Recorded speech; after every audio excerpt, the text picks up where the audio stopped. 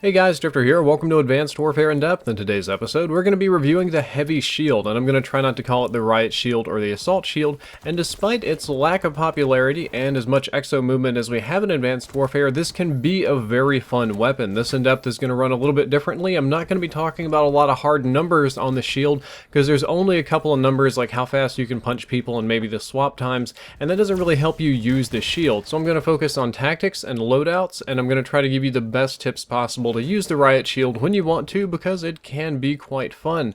There are only 3 attachments for the shield. You can do Fast Melee, Shock Plant, and Fast Plant. Fast Melee is by far the best. This is the one that I'm using during every single part of the gameplay that you're seeing right here. There's absolutely nothing like being able to get Fast Melee follow-ups. It's really brutal to use the shield until you unlock Fast Melee, but I think you only need to get 10 melee kills or 10 shield bashes to make this work. Once you get this, it's really nice because when you hit somebody, you kind of stun them or disorient them, and you can punch them twice real quick and put them down very, very easily. Shock Plant, while incredibly cool looking and being a brilliant idea, unfortunately isn't very useful. I thought this would be the coolest thing, to just jump in and slam my shield down and stun everybody.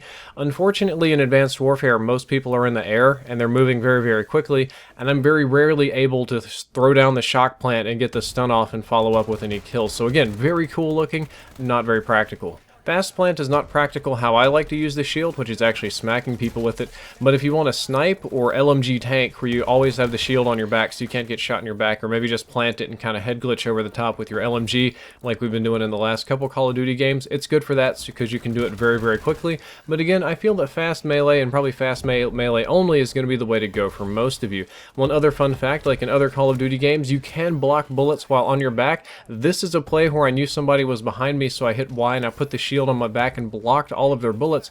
Unfortunately, I mistimed the amount of bullets they had in their magazine, and I tried to turn around and kill them. That's what got me killed, but it was almost a fantastic play. You'll very rarely run into something like that. Then you can.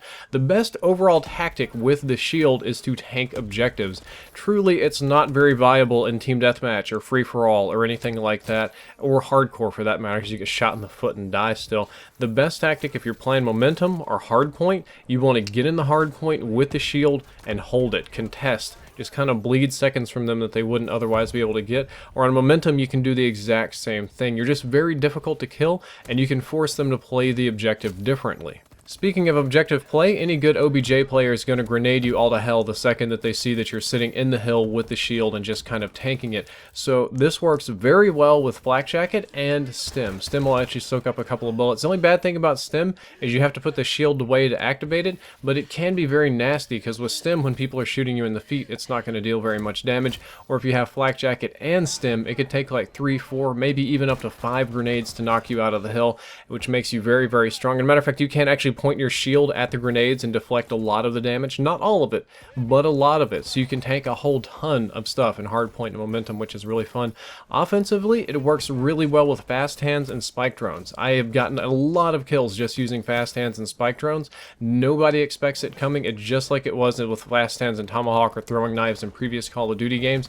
As long as you know where the center of your screen is and you can aim kind of twitchy like, you can nail people like this, even in Advanced Warfare, because for whatever reason a lot of people are just going to stand still and shoot at you when you have the shield instead of flanking behind you, and that's when you nail them with the spike drone. It also works well with a secondary weapon because most people are going to burn the whole mag on you, and then while they're reloading you can break out your gun and kill them. I do this a couple of times. I think it works great with the M1 irons because M1 irons is great close range. It's great for 1v1ing people, which is mostly what you're going to do.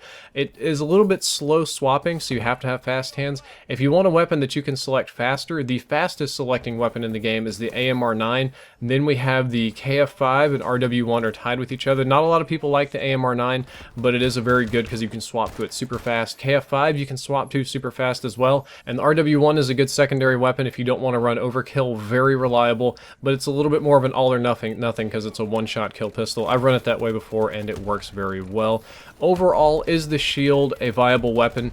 no, it's not truly a viable weapon. This isn't the thing that you really want to go into a game to get a high scoring KD or maybe even the most points, but it can be very fun. It can actually be a tactical objective weapon, but I think most of the time it's just for fun. It's just for a challenge. It's just for, I want to try to do something new. I want to kind of troll and cheese the enemy team a little bit. I want to be flashy or get montage clips or something like that. It can be fun, and even though it was sometimes challenging, I actually did have a lot of fun getting the gameplay for this in depth, and that's how I'd recommend that you use the heavy shield. Use it when you want to have fun, and use it with fast hands, spike drones, and some kind of secondary weapon that you feel is reliable. Guys, that's all for this video. I hope you enjoyed it. I hope you learned something useful. If you'd like to check out the previous video that was on the S12 Whirlwind, the next video is going to be on the IMR Impact. Drifter out.